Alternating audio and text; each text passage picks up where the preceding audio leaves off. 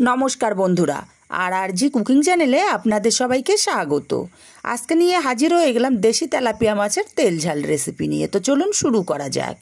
আমি প্রথমেই একটা কড়াই গ্যাসে বসিয়ে গরম করে দিয়ে দিলাম তেলটা গরম করে একটু লবণ দিয়ে দিলাম।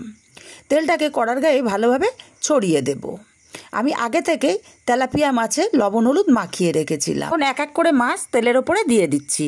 আমি এখানে 6 পিস মাছ ব্যবহার করেছি।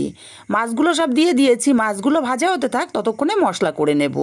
মিক্সচার জারের মধ্যে একটা ছোট সাইজের পেঁয়াজ দিয়ে দিলাম একটা টমেটো, আর দেবো 4টে রসুনের কোয়া। মিক্সচার জারটা বন্ধ করে মিহি করে পেস্ট রেডি করে নিয়েছি। এক সাইডে রেখে দিয়ে এদিকে মাছটাও আমার এক পিঠ ভাজা হয়ে গেছে, আরেক পিঠ উল্টে দেব। এই ছোট ছোট দেশি তেলাপিয়া মাছ এইভাবে রান্না করলে খেতে কিন্তু অসাধারণ হয়। এই এক মাছের রেসিপি দিয়েই এক থালা ভাত নিমেষে শেষ হয়ে যায়। মাছগুলো উল্টে পাল্টে বেশ একটু কড়া করে ভেজে নিয়েছি।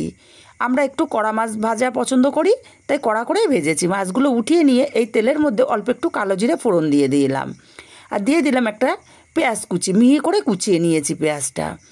নেড়ে চেড়ে পেঁয়াজটাকে হালকা কালার আসা পর্যন্ত ভেজে নিয়েছি। এখন পেস্ট করে রাখা মশলাটা দিয়ে দিলাম।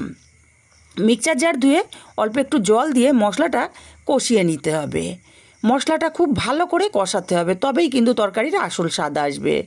মশলাটা কিছুক্ষণ কষিয়ে নিয়ে এখানে 1/2 চামচ হলুদ আর 1/2 চামচ লঙ্কার গুঁড়ো অ্যাড করে দিয়েছি। দিয়ে মশলাটাকে খুব ভালো করে কষিয়ে নেব। মশলাটা কষাতে কষাতে একদম শুকনো হয়ে গেছে, সুন্দর মতো মশলাটা কষানো হয়ে গেছে। এখন পরিমাণ মতো জল এখানে দিয়ে দিলাম। ভালো করে নাড়াচাড়া করে মিশিয়ে দেব।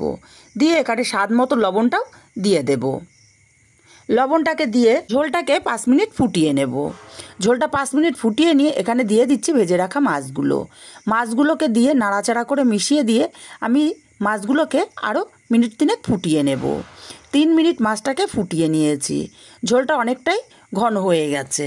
এবার এখানে দিয়ে দেব 2টো গোটা কাঁচা লঙ্কা, দারুণ একটা ফ্লেভার আসবে। আপনাদের কাছে ধনেপাতা থাকলে ধনেপাতাটাও দিতে পারেন।